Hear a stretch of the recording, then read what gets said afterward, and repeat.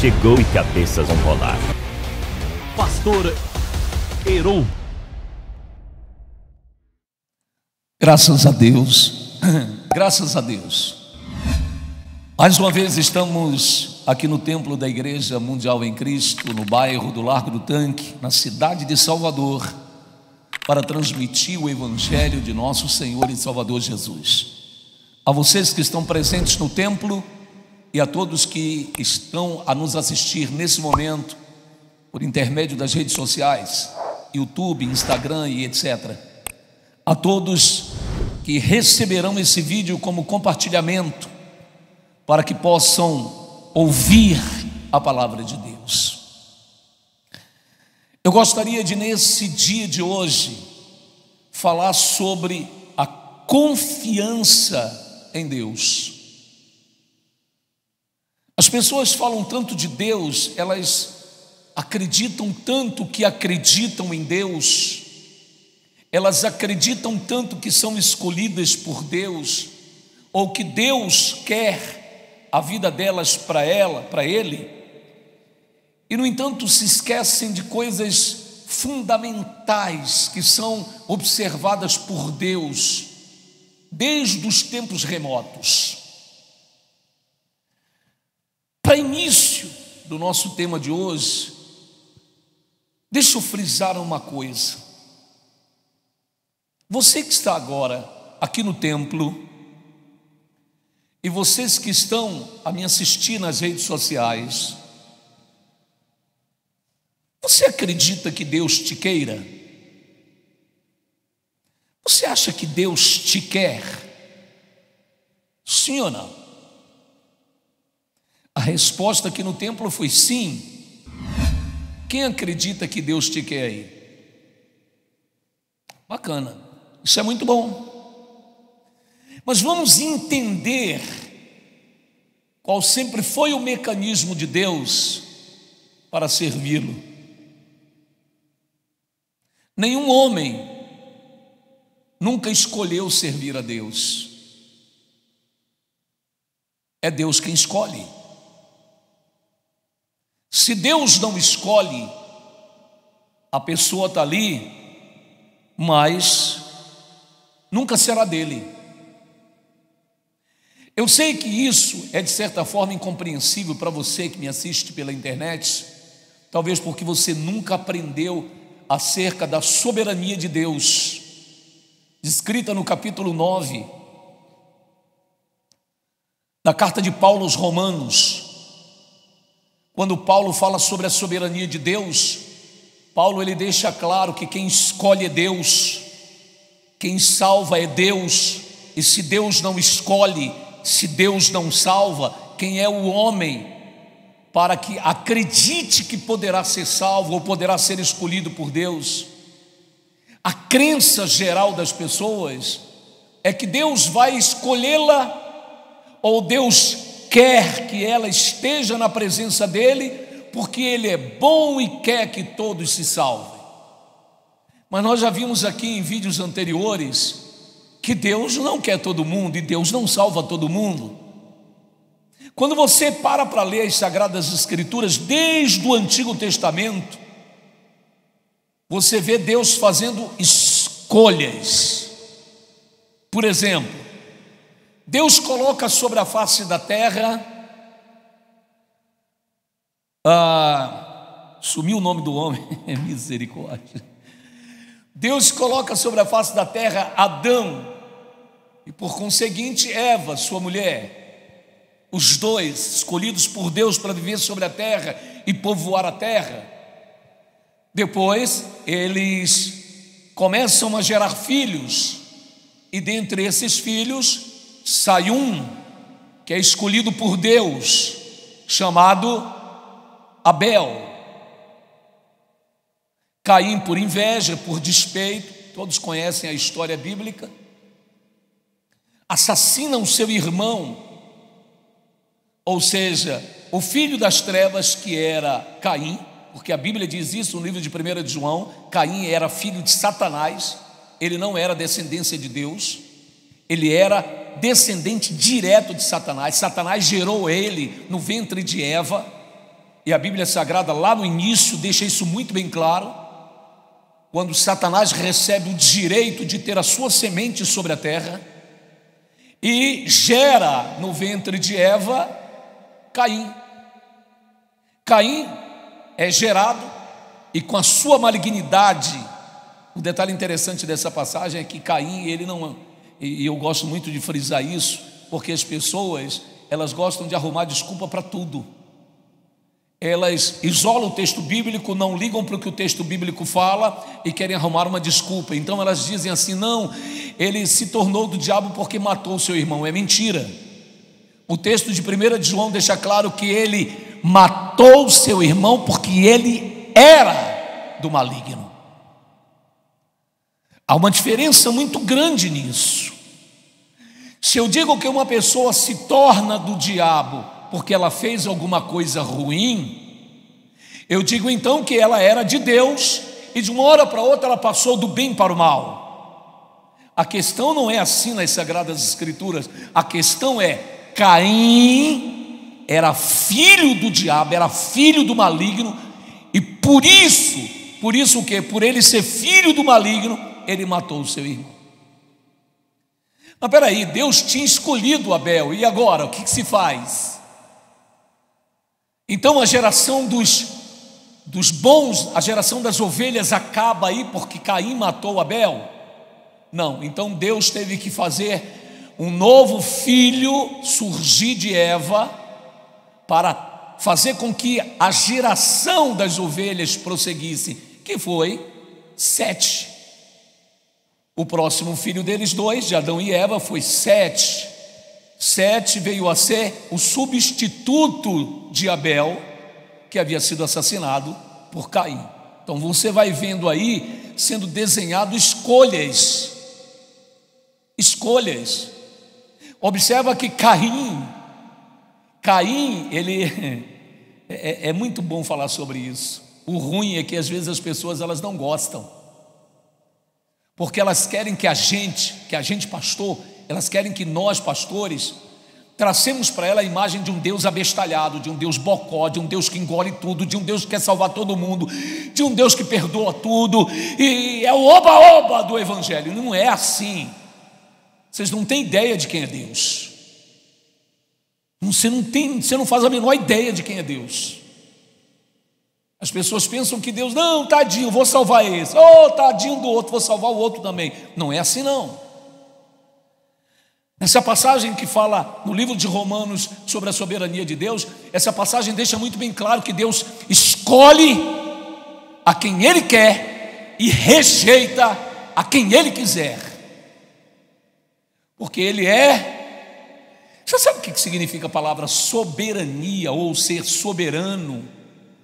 Ter poder total, autonomia nas suas ordens, os poderes que vêm dele não são igualados por ninguém e não estão debaixo de autoridade de ninguém. Ele está acima de tudo e de todos. Logo, quem manda é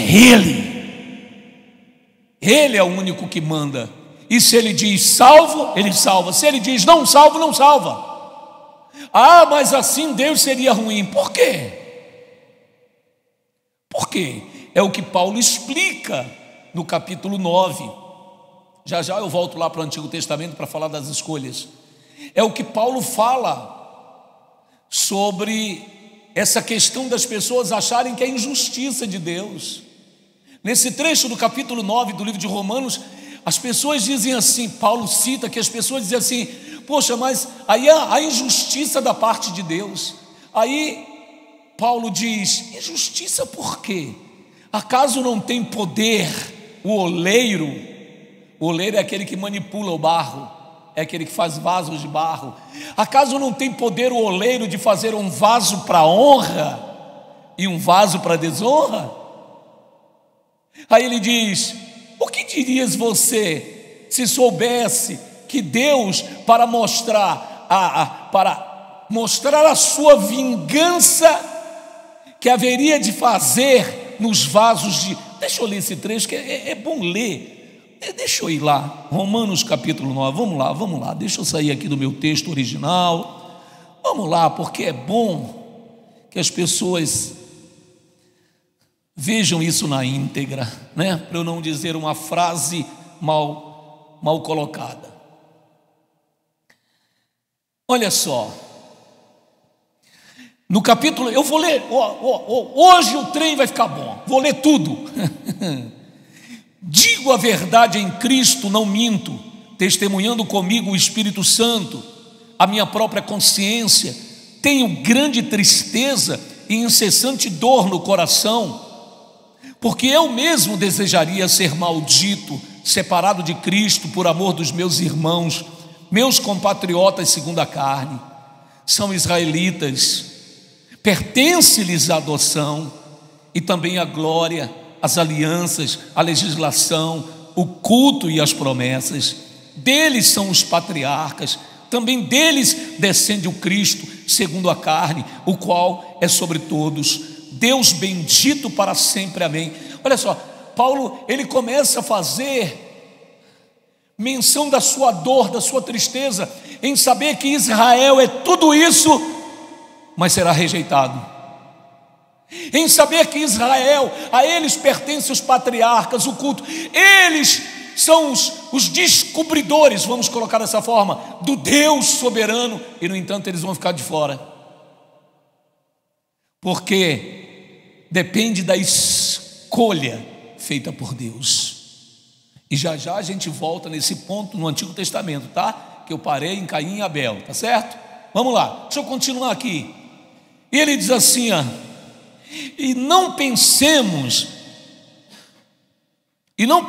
que a palavra de Deus haja falhado, porque nem todos os de Israel são de fato israelitas. O que Paulo estava dizendo?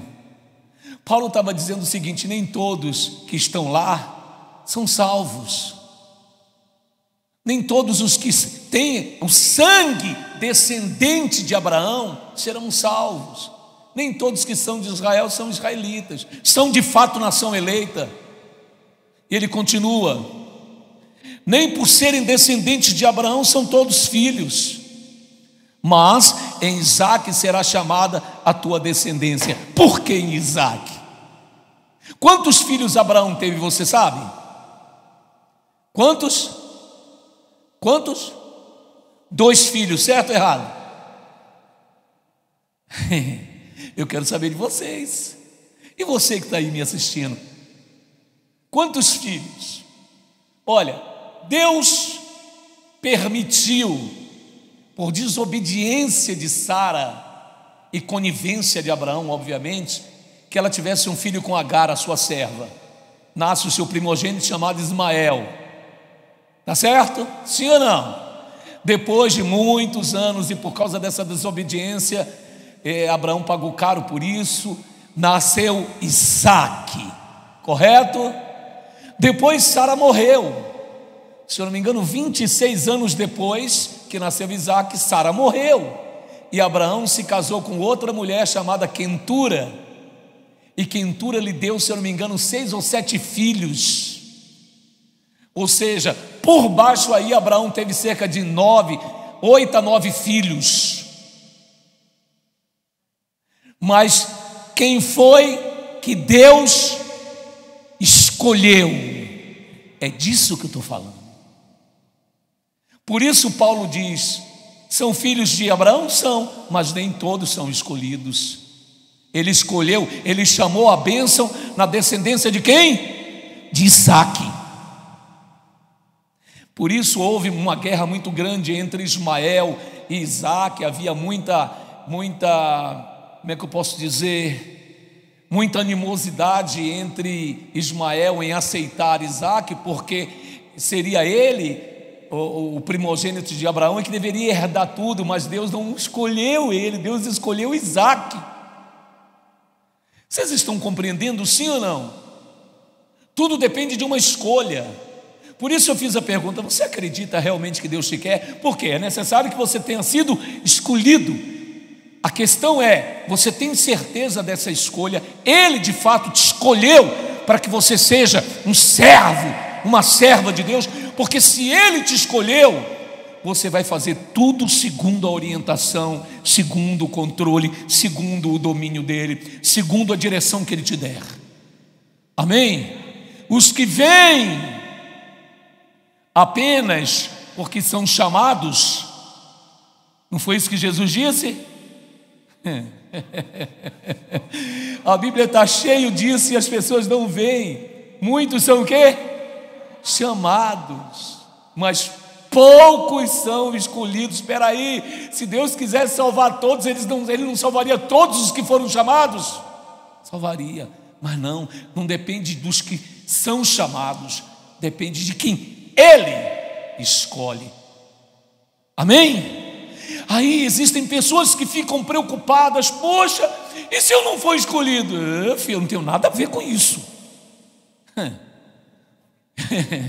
Cada um tem que ter certeza da sua escolha ou não. Se você não tem certeza da sua escolha, isso já é um péssimo indício. Um péssimo indício, porque quem é escolhido tem certeza aqui dentro que é escolhido. Romanos capítulo 8 diz: o Espírito de Deus testifica com o nosso espírito que somos filhos de Deus. Amém? Então quem é filho, quem é escolhido, acabou, filho. Você não precisa se preocupar com nada. Você é eleito, você é escolhido. Você só precisa fazer o que Ele manda.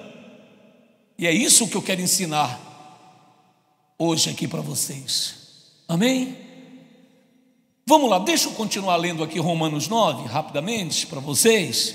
Ele diz assim, verso 8: isto é, esses filhos de Deus não são propriamente os da carne, mas devem ser considerados como descendência os filhos da promessa. Porque a palavra da promessa é esta: por esse tempo virei e Sara terá um filho. E não ela somente, mas também Rebeca, ao conceber de um só. Quem? Isaque, nosso pai.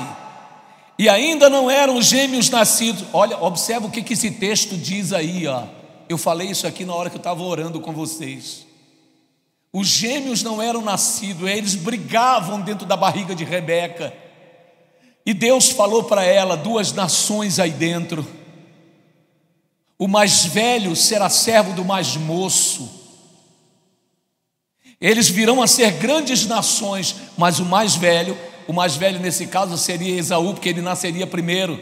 Mas Jacó nasceria grudado no pé de Esaú, tipo, você vai, mas eu vou junto. Porque havia uma luta entre eles no ventre, porque Jacó queria nascer primeiro. Mas como já era plano de Deus que Jacó fosse o escolhido, é isso que esse texto revela. Eles não eram ainda nascidos quando Deus fez a escolha. Porque se Deus tivesse escolhido depois que os garotos tivessem nascido, alguém poderia dizer: porque um era bonzinho e o outro era malzinho, por isso Deus escolheu o bonzinho. Então eles não tinham nascido, nem tinham feito bem ou mal, para que a eleição de Deus, para que a escolha de Deus fosse incontestável. Não por obras, mas por aquele que escolhe, mostrando o quê? Soberania de Deus. Quem escolhe é Ele. Se Ele não escolhe, a pessoa vai estar fazendo um trabalho em vão, porque Ele não escolheu. Será que deu para você entender? Deus, quando escolhe Abraão, aí deixa eu voltar lá no Antigo Testamento, daqui a pouco eu volto a ler aqui, tem muita coisa hoje para se falar sobre isso. Deus, quando escolheu Abraão estava em Ur dos Caldeus. Seu pai Terá, ele conhecia Deus. Sua mãe, deixa eu lembrar o nome da mãe dele, esqueci o nome da mãe de Abraão. Ela era temente a Deus. Seu pai Terá também era temente a Deus, só que eles foram morar em Ur dos Caldeus. E quando chegou lá na terra dos caldeus, o pai de Abraão, que Abraão ainda não era nascido, começou a se misturar com o povo daquela terra e aprendeu a idolatrar e começou a adorar vários deuses. E aí, depois de algum tempo, nasceu Abraão, e junto com Abraão nasceu Terã.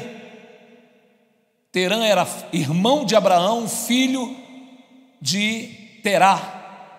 Ele nasceu, mas morreu prematuramente, e Abraão foi escolhido por Deus. Observa, Terá teve 2 filhos, e depois teve outros filhos com outras mulheres lá, mas Deus escolheu Abraão e disse: saia da tua terra, do meio da tua parentela, e vai para a terra em que eu te mostrar. Bom, eu já estou em Abraão, né? Mas antes de Abraão, quem Deus escolheu para construir uma arca?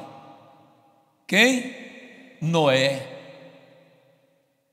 Deus escolhe Noé, acaba todo aquele mundo daquela época, e vocês sabem muito bem disso, porque Deus escolheu um, dentre milhares, Deus escolheu um.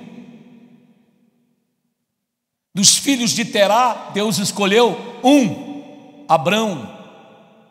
E Abrão, por ser escolhido de Deus, é isso que eu quero que você aprenda hoje, ele segue a orientação de Deus.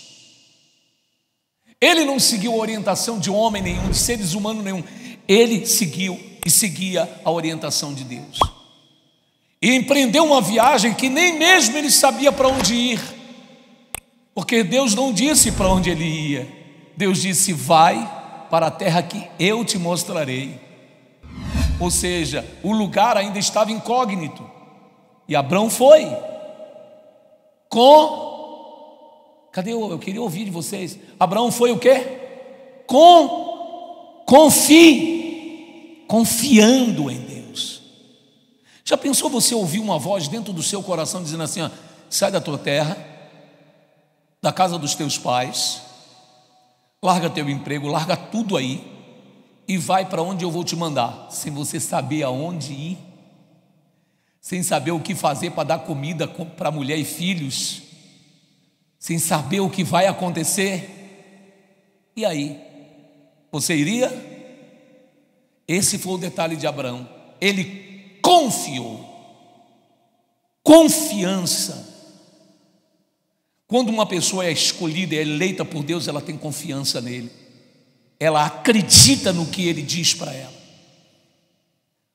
Compreendem isso, sim ou não? Então Deus escolheu Abraão. Quando Abraão gerou Ismael e depois gerou Isaac, Deus escolheu quem? Isaac. Pastor, sim, e Ismael? O que aconteceu com Israel? Viveu a vida dele normal, teve filhos, formou uma grande nação, teve uma nação com 12 tribos também, rebentou. Foi um sucesso, mas não era escolhido de Deus, ponto. Amém? Continuando aqui nesse texto do capítulo 9, aí ele diz assim, ó, versículo 10: e não ela somente, mas também Rebeca, ao conceber de um só, Isaque, nosso pai, e ainda não eram os gêmeos nascidos, nem tinham praticado bem ou mal, para que o propósito de Deus quanto à eleição prevalecesse, não por obras, mas por aquele que chama. Já fora dito a ela: o mais velho será servo do mais moço, como está escrito: amei Jacó, porém me aborreci de Esaú. Quem disse isso? Deus. Deus, não foi Rebeca que disse isso. Quem disse isso foi Deus. Eu amei Jacó, mas eu me aborreci de Esaú. Não quero conta com Esaú. Está dando para você entender? Sim ou não? A mania de muitos pregadores é querer que todo mundo levante a mãozinha na hora do apelo. Aceite Jesus. Você pode aceitar, você pode levantar a mão, você pode levantar o pé, o outro pé, pode dar cabeçada, barrigada, você pode fazer o que você quiser. Se Deus não te escolheu, você não vai. Sabe por quê? Vou ler aqui e vou te mostrar. Como é bom a Bíblia, né? Versículo 14 diz assim: Que diremos, pois? A injustiça da parte de Deus? Alguém pode dizer: ah, mas isso é injustiça. Como é que Deus cria pessoas que não vão ser salvas? Para início de conversa, Deus criou Adão e Eva. Deus não criou nem a mim nem a você. Aí esse pastor dá cada parafuso na cabeça das pessoas, né? Dá cada nó no juízo das pessoas. Como é que Deus não me criou, pastor? Sou criação de Deus. Não, quem é criação de Deus foi Adão e Eva. Nós somos frutos do sexo deles. Deus criou só Adão e Eva. E dali de Adão e Eva partiu Abel, partiu Caim. E a história de Satanás ter tido o direito de gerar no ventre de Eva o seu filho foi porque eles deixaram de obedecer a Deus para obedecer Satanás. Satanás ganhou o direito de ter a sua descendência na terra. Então, quando ele ganha esse direito de ter a sua descendência na terra, em que ventre foi gerado esse descendente maligno chamado Caim? No ventre de uma égua, sim ou não? Não. No ventre de uma cadela, sim ou não? Não. No ventre de uma macaca, sim ou não? Não. No ventre da única que poderia gerar seres humanos na terra. Quem era? Eva. Então os filhos vieram porque Eva era o único portal para que pudesse nascer seres humanos na terra, tanto do bem quanto do mal. Então as gerações se multiplicaram graças a isso. Mas Deus mesmo, Deus só fez Adão e Eva. Será que está explicado isso, sim ou não? Nós somos frutos do casamento, né? Teve lá Adão e Eva, gerou fulano, mais Beltrano, e assim foi até chegar no nosso paizinho e na nossa mãezinha.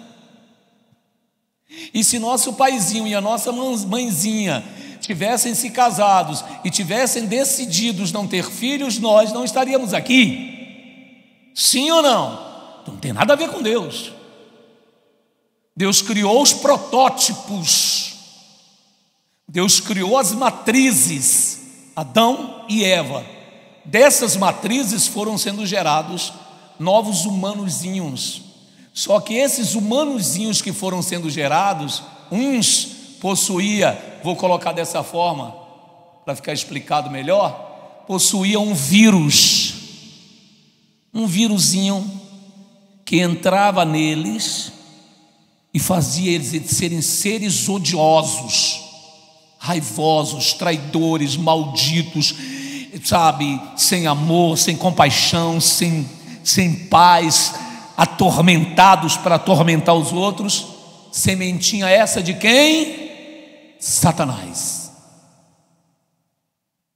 Por isso existem hoje pessoas nesse mundo que são descendências de Deus, e esses são escolhidos para servir a Deus. Existem hoje pessoas que são descendências de Satanás, que são rejeitados por Deus. E não adianta, Deus não vai salvar a descendência de Satanás para o céu, não. Não vai. Eu vou te provar isso nesse texto que eu estou lendo. Talvez até você que esteja me assistindo queira desligar o canal. Não desligue não, bobo, fica um cadinho só. Fica só um cadinho mais para você ver. Fica aí, viu? Talvez o vírusinho está mexendo dentro de você desligar, tirar o botão aí, né? Não. Mas se você for ovelhinha de Jesus, você deixa, não é não? Ovelhinha, fica aí, viu?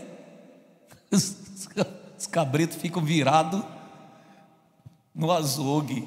Vamos lá. Onde que eu parei? Ele diz: que diremos, pois? A injustiça da parte de Deus? Paulo responde: de modo nenhum. Pois ele diz, ele quem? Deus. Ele diz a Moisés: terei misericórdia de quem me aprouver ter misericórdia. Ou seja, eu vou ter misericórdia de quem eu quiser. Ele não tem que ter misericórdia dos outros porque você quer, ou porque se ele não tiver, você vai dizer que ele é mauzinho. Ele não é mau, nem é bom, não é porque você quer. Ele é bom e Ele é justo, porque Ele é assim, faz parte da sua grandeza, independente do que você pensa sobre Ele. Se Ele rejeita um e escolhe outro, e você não gosta, isso não vai mudar quem Ele é. Simples assim. E Paulo continua dizendo, ele disse: terei misericórdia de quem me aprover ter misericórdia, e compadecer-me-ei de quem me aprover ter compaixão. Verso 16 é uma paulada. O que ele diz aqui?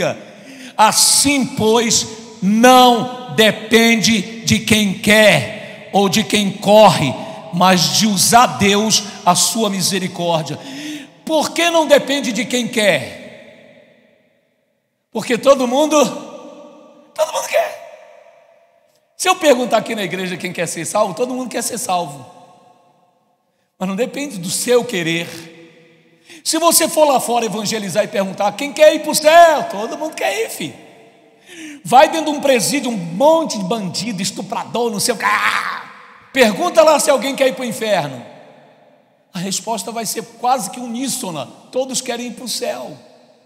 Mas não depende do querer humano, não depende nem de quem quer e nem de quem corre. O que é esse correr? Tem gente que se esforça para ser salvo.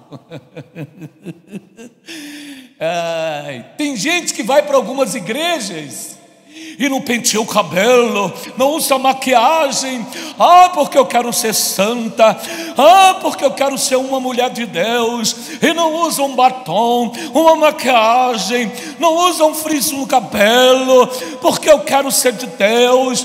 Eu estou me esforçando para não vou pintar as unhas, minhas unhas não é de Jezabel. Filho, não é nada disso que vai fazer você ser salva, não. Não depende de quem corre, de quem luta para ser salvo.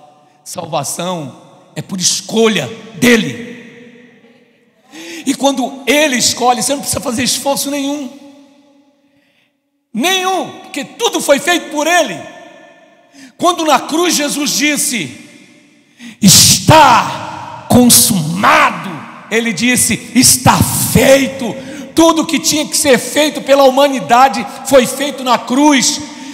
Com cabelo, sem cabelo, com unha pintada, sem unha pintada, se você é eleito, você vai para o céu.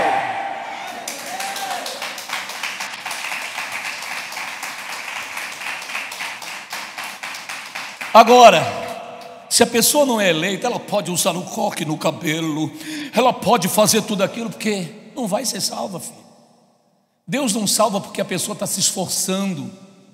Observa o que Jesus disse: a árvore ela é conhecida pelos frutos. E quando uma árvore vai pôr fruto, você já viu ela se esforçando para pôr frutos? Você já percebeu, não? Se você tiver um pé de manga no fundo do teu quintal, na tua roça, veja, ela põe as florzinhas, e depois, quando de noite, você pode até ficar lá, faz uma vigília de noite e vai observar como ela está se esforçando para produzir manga.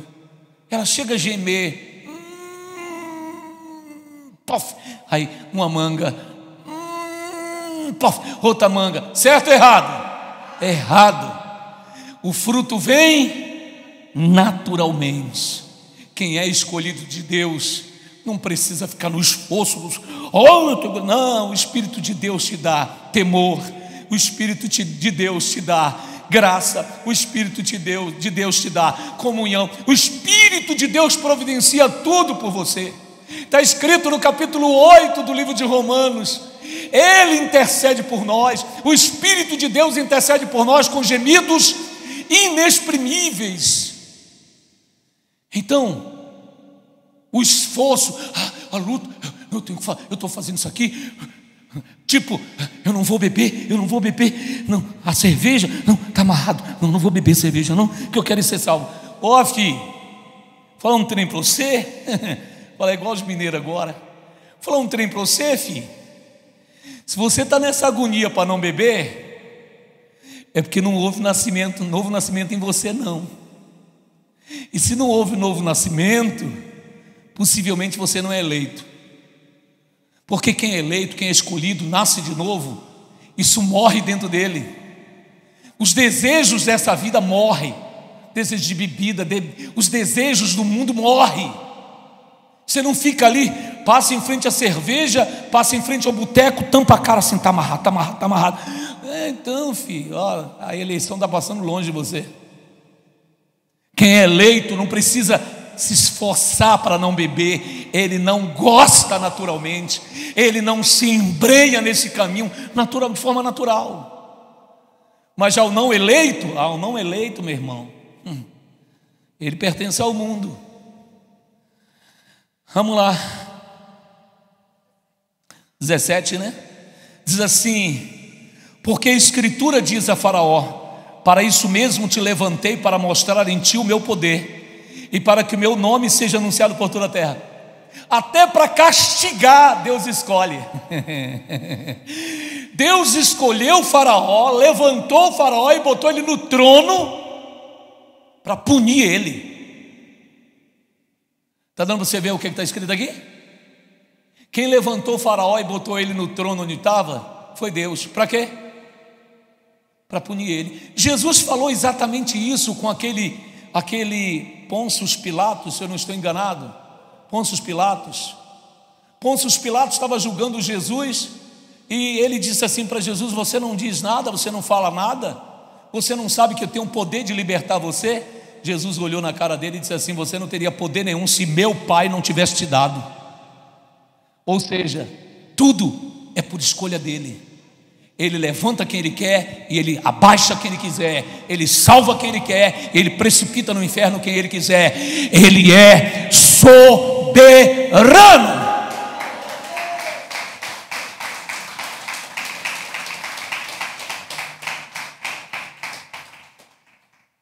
Continuando: para isso eu te levantei, para mostrar em ti o meu poder e para que o meu nome seja anunciado por toda a terra. Logo, tem ele misericórdia de quem quer. Amém? Misericórdia de fulano.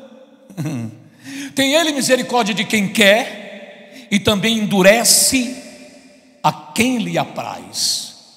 Está dando para você entender que, olha para o pastor, vou ficar de ladinho assim para a câmera pegar. Está na mão de quem? De Deus. Ele abençoa ou destrói.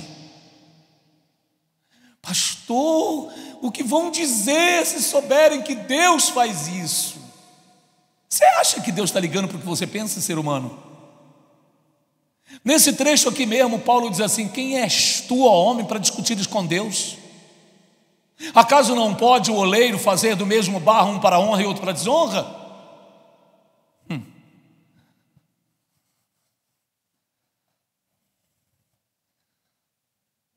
Verso 19, ele diz: tu, porém, me dirás, de que se queixa ele ainda?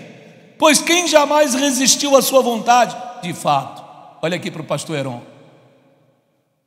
Ouçam bem o que eu vou dizer para vocês. Tudo o que está acontecendo na terra não foge do controle de Deus. Está tudo dentro do controle dele. Amém? Pastor, o senhor está dizendo que Deus está deixando as pessoas morrerem? Deixa eu beber uma aguinha aqui. Uma aguinha.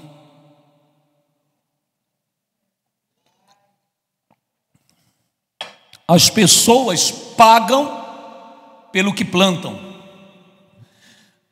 Deixa eu chegar aqui pertinho de você.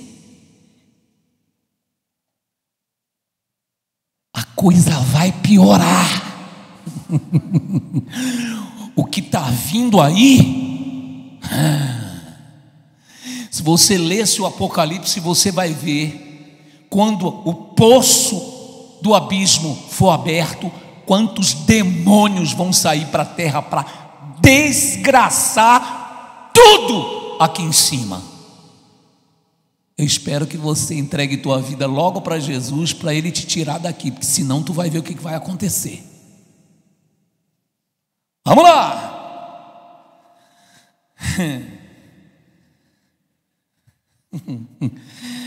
Diz: pastor, Deus tinha que ter compaixão. Por quê? O Deus é Ele, não é você? Deus, quando mandava Israel entrar numa cidade, o que Deus dizia? Só para você saber aí, você que está me ouvindo, só para você saber aí, que Deus não é do jeito que você quer, Deus ele é do jeito que ele é. O que ele fazia? Ele chamava Israel e dizia assim: Israel, você vai passar pelo meio daquela terra lá, quem mora lá são os jebuseus, vocês vão entrar lá e vai matar todo mundo, até criança de peito. Aí alguns pregadores não gostam muito de falar isso, porque eles pensam que o povo vai pensar que Deus é ruim. Mais uma vez eu repito, Deus não está se lixando se você acha que Ele é bom ou Ele é ruim. Ele não está fazendo contagem de ibope para saber o que você acha sobre Ele. Deus é Deus e está acabado. Gostando você ou não, Ele vai fazer o que Ele quer. Isso chama-se soberania. Então não interessa se você acha Ele bonzinho ou malzinho, Ele vai ser o que Ele é e ponto. Vamos lá. 20. Vamos repetir o 19. Vamos repetir o 19. Ele diz assim: tu, porém, me dirás, de que se queixa ele ainda? Pois quem jamais resistiu à sua vontade? Ele diz: quem és tu, ó homem, para discutires com Deus? Ó, quem é o ser humano para discutir com Deus?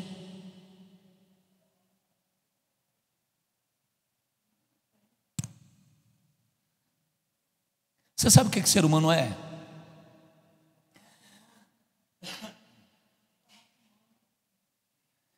Eu podia falar uma série de adjetivos aqui que não seriam tão corteses, mas eu vou simplificar. Tem um trecho na palavra de Deus que Deus diz que nós somos como trapo de imundícia. Deus diz que o ser humano é como trapo de imundícia. Você sabe o que é um trapo de imundícia? Eu vou explicar para quem não sabe. No passado, você sabe que todas as mulheres sempre tiveram, depois de Eva, passaram a ter um fluxo chamado fluxo menstrual, que é o que faz elas expulsar de dentro do seu ventre o óvulo que não foi germinado, que não foi fecundado, né? Germinado não, fecundado. Então ela espelha aquilo no seu líquido menstrual. E por muitos trechos na palavra de Deus no Antigo Testamento, essa pessoa, essa mulher, ela ficava imunda durante o período da sua menstruação. Ela era considerada imunda e ela tinha que ficar afastada das outras pessoas, recolhida fora do arraial de Israel, para que as outras pessoas não tivessem um contato com ela, um contato próximo, e fossem assim contaminadas por ela. Não contaminadas de sangue, mas porque ela se tornava uma pessoa como se tivesse uma gripe forte, vamos assim dizer. Então ela passava uma sujeira espiritual, porque Deus considerava dessa forma. Então naquela época as mulheres não possuíam, como hoje, o chamado absorvente, e elas usavam um paninho. Muitos dos que estão aqui, muitos dos que estão me ouvindo, já devem ter visto isso na sua própria casa. Quando crianças, sua mãe usava uns paninhos e depois lavava e botava para secar. Esse paninho que a mulher usava, e algumas ainda hoje usam no interior, ou aquelas pessoas desprovidas de condição financeira, que não tem condição de comprar um pacote de absorvente, usa esses paninhos. Esse paninho era chamado de trapo de imundície. Imundície porque ele aparava o líquido menstrual da mulher. Então, era um trapo, era um pedaço de pano, um trapo de imundícia. Então Deus chega a comparar o ser humano a um trapo de imundícia. Como é que o ser humano acha que pode discutir com Deus Se Ele quer fazer o que Ele quer, Ele faz e pronto, acabado. Amém? Vamos lá. Continuando, versículo 20. Quem és tu, ó homem, para discutires com Deus? Porventura pode o objeto perguntar a quem o fez, por que me fizestes assim? Quem é o Criador e quem é o objeto? Deus é o Criador. E quem é o objeto criado? Nós. Pode o objeto criado dizer a quem o criou, por que me criou assim? Verso 21. Ou não tem o oleiro direito sobre a massa é o barro, para do mesmo barro fazer um vaso para honra e outro para desonra? Ou seja, Deus ele fez quem fosse para honra e fez quem fosse para desonra. E por que Ele fez? Porque Ele tem autonomia, poder e soberania para fazê-lo. Que diremos, pois, né? Versículo 22. Que diremos, pois, se Deus, querendo mostrar a sua ira e dar a conhecer o seu poder, suportou com muita paciência, a palavra longanimidade significa paciência, suportou com muita paciência os vasos de ira preparados para a petição. Esse trecho aqui tem muita coisa a ser falada. Eu vou resumir.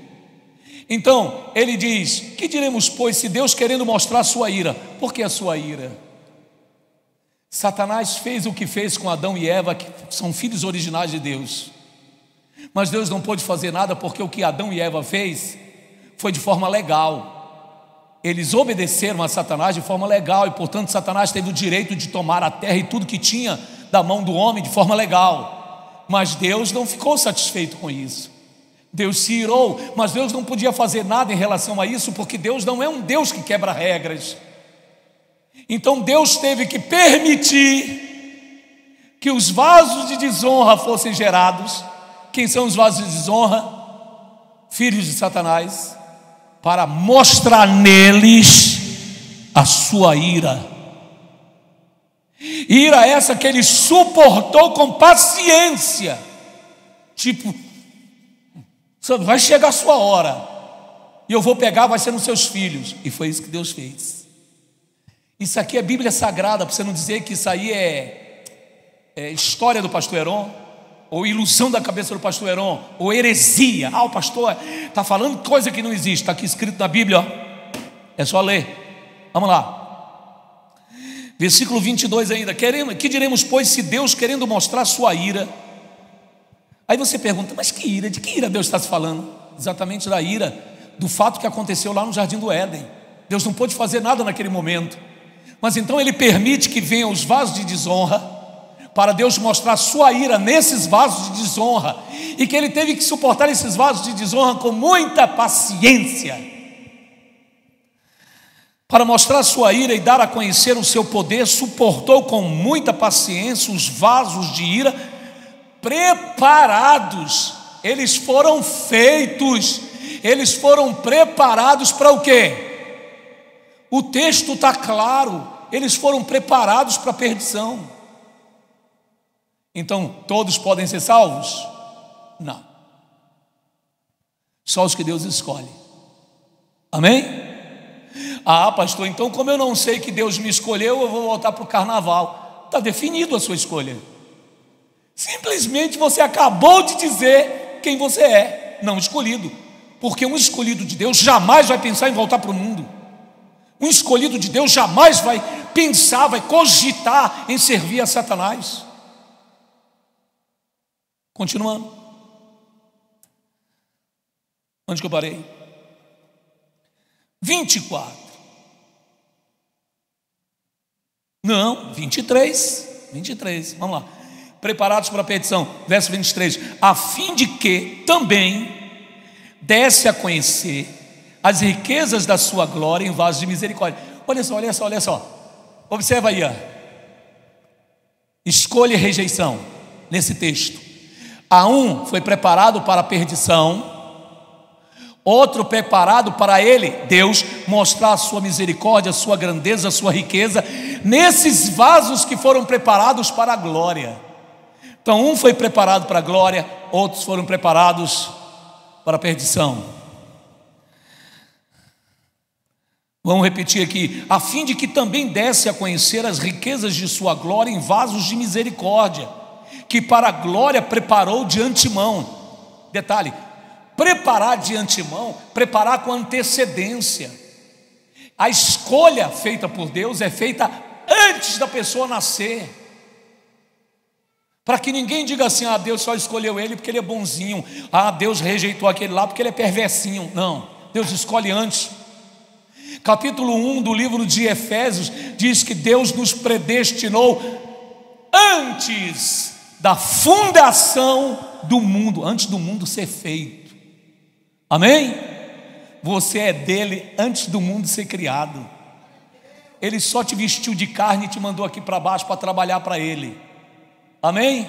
Aí você não está obedecendo, e agora? Então você não foi feito para isso, você foi feito para desonra.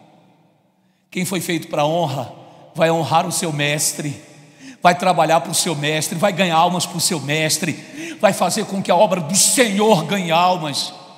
Quem foi feito para a glória, trabalha para a glória. Amém? Ô glória! Não é a minha esposa, cujo nome é Glória. Amém? Versículo 24, né? Os quais somos nós. Olha o que Paulo diz: os quais somos nós, a quem também chamou, não só dentre os judeus, mas também dentre os gentios. Então você veja, dentro dos judeus ele separou uns, dentro dos gentios ele separou outros. Conseguem compreender isso, sim ou não? Assim como também dizem Oséias: chamarei povo meu ao que não era meu povo, e amada a que não era amada. E no lugar em que se lhe diz: vós sois meu povo, ali mesmo serão chamados filhos do Deus vivo. Mas relativamente a Israel, dele clama Isaías: ainda que o número dos filhos de Israel seja como a areia do mar, o remanescente é que será salvo. Sabe o que é o remanescente? O restinho. Remanescente significa o restante. Ou seja, no final das contas, é o que João descreve no Apocalipse: só 144 mil, 12 mil de cada tribo de Israel será salvo. O resto vai para o fogo, mesmo sendo descendente de Abraão. Você sabe por quê? O pivô da salvação é quem? É Jesus. A salvação é por intermédio de Cristo. Se uma pessoa não reconhece Cristo como seu Senhor, ela não pode ser salva. Israel não reconhece Cristo como Senhor. Israel não reconhece Jesus como Senhor, por isso eles não vão ser salvos. Embora são filhos de Abraão, embora Deus tenha amor por aquela nação, mas Deus só vai salvar Israel se eles reconhecerem que Jesus Cristo é o Senhor. E de toda a população israelense, que são como a areia do mar, só 144 mil. Você sabe o que é isso? É cerca de 5% da população de Salvador,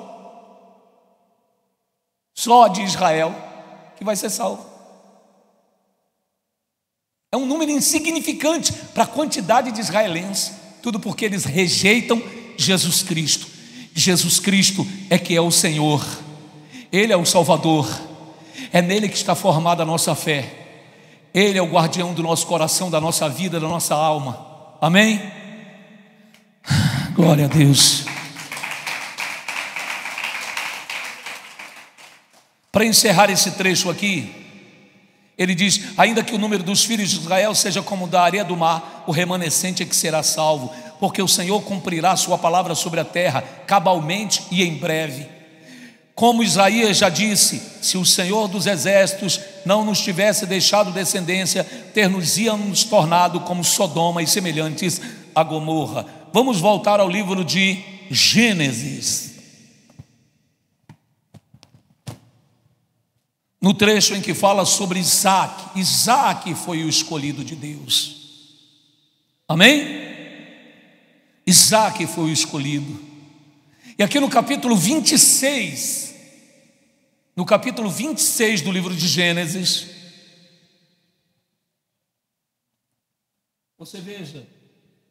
você veja, eu percorri vários trechos da Bíblia para te mostrar que a escolha quem faz, quem executa é Deus. E quando Deus executou a escolha de Isaac, ele sabia o que estava fazendo, porque Deus, ele esquadrinha o que, meus irmãos?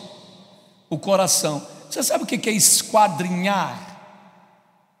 É medir milimetricamente.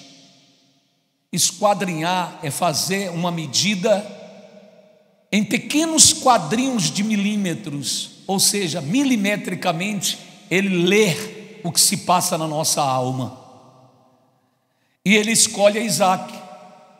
Num dado momento da vida de Isaac, Isaac se encontra numa situação em que a terra estava seca e ele estava decidindo em sair daquele lugar.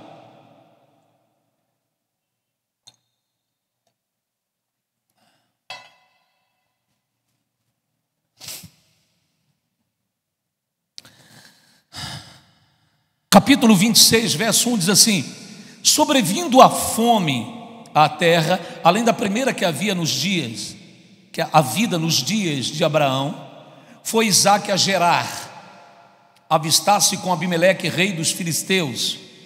Apareceu-lhe o Senhor e disse: não desças ao Egito, fica na terra que eu te disser, habita nela e serei contigo e te abençoarei, porque a ti e a tua descendência darei todas estas terras e confirmarei o juramento que fiz a Abraão teu pai. Multiplicarei a tua descendência como as estrelas dos céus e lhe darei todas estas terras. Na tua descendência serão abençoadas todas as nações da terra, porque Abraão observou a minha aliança e guardou os meus mandamentos, os meus preceitos, os meus estatutos e as minhas leis. Isaque, pois, ficou em Gerar. Então deixa eu dar uma paradinha aí. Isaque estava em polvorosa, em pânico, porque ele tinha um grande acampamento para cuidar, muita gente ao seu serviço, além de sua esposa, e a terra estava seca, estava sem água. Ele estava preocupado com o seu gado, preocupado com tudo que ele tinha, e ele estava vendo a possibilidade de tudo aquilo se acabar por causa da seca. Ele cogitou a possibilidade de ir para Egito. O rei de Gerar, que era Abimeleque, ele era aliado do faraó do Egito. Ele mantinha aliança com o faraó no Egito. Portanto, quando Isaque foi procurar Abimeleque, era para buscar apoio de Abimeleque para ele ir para o Egito, porque o Egito sempre foi uma terra farta. Dificilmente o Egito secava por causa dos dois grandes rios que passavam por aquela região, o rio Nilo e o rio Eufrates. Então ele cogita a possibilidade de ir para lá, para o Egito. Só que o Egito era uma terra endemoniada. As pessoas eram muito perversas no Egito, serviam a outros deuses, enfim. O que Deus fala então para o seu servo escolhido? Fica nessa terra e eu vou te abençoar aí. Amém? É isso que eu quero te mostrar hoje. Deus fala para esse homem que estava vivendo numa terra seca, na possibilidade de ver tudo que ele tinha definhar e perder-se, e ele diz para ele: fica aí, porque aí eu vou te abençoar. Agora entraria o que da parte de Isaque? Obediência, mas essa obediência ele só poderia ter mediante o quê? Confiança. A pergunta que eu quero te fazer nessa manhã, nesse dia de hoje é: você confia em Deus? Se você é um eleito de Deus, a resposta é sim. Se você é um escolhido de Deus, você jamais vai desconfiar do que Deus te pede para fazer. Jamais você vai negar o que Deus manda você fazer. Isaque era um eleito de Deus, e por ser eleito de Deus, Deus disse: fique aí. Peraí, Deus está mandando Isaque ficar numa terra seca. Deus está mandando Isaac ficar numa terra sem a menor possibilidade de plantar e de colher, mas quem estava dando a ordem era aquele que tinha escolhido ele. E Deus é capaz de fazer qualquer coisa. Deus é capaz de fazer no meio desse granito aqui, nascer uma planta frutífera. O que Isaac fez? Vamos pular alguns versículos aqui que fala sobre uma repetição, inclusive, do que Abraão fez no passado, que foi dizer que a mulher dele era irmã dele. Ele faz a mesma coisa em relação a Abimeleque, mas esse trecho não importa para nós agora. O que importa é o que aconteceu com Isaac por ter obedecido a Deus. Vamos para o versículo 12, versículo 12. Depois, se você quiser ler o texto todo, você pode ler, claro. Versículo 12: então semeou Isaac naquela terra. Que terra? Terra seca, sem água. Qual é a ordem natural do plantio e da colheita? Você plantar, regar, para nascer e colher, correto? Como é que você rega se não tem água? E Deus disse: fique aí, porque é aí que eu quero te abençoar. O que eu quero te ensinar nessa manhã, além de tudo que eu pude te ensinar sobre a escolha e a soberania de Deus, é que você tem que aprender a confiar em Deus, mesmo em tempos difíceis, mesmo em tempos de crise. Não siga o que o mundo segue. O mundo segue a aparência que o mundo dá: fome, miséria, destruição, dor, doença, enfermidades. Nós vivemos pela fé. Viva segundo a sua fé. A Bíblia diz: o meu justo, livro de Osés, o meu justo viverá pela sua fé, e se retroceder a minha alma não se compraz nele. Viva pela fé. Pare de duvidar da providência de Deus. Se Deus está na tua vida, se você é um eleito de Deus, Ele vai suprir suas necessidades.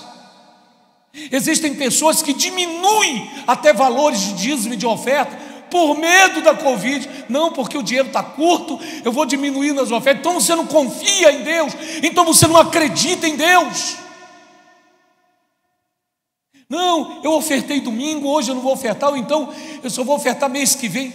Por quê? Porque você não confia em Deus, porque você não acredita que Ele pode suprir suas necessidades, porque você não acredita que Deus diz: eu vou te abençoar, mesmo que tudo lá fora esteja dando errado. Quem é eleito de Deus acredita em Deus. Quem é eleito de Deus segue o comando de Deus, segue a direção dada por Ele. Amém? Vamos lá. Semeou Isaac naquela terra, e no mesmo ano recolheu 100 por 1. 100 por 1 significa 100 vezes cada semente que ele jogou no campo.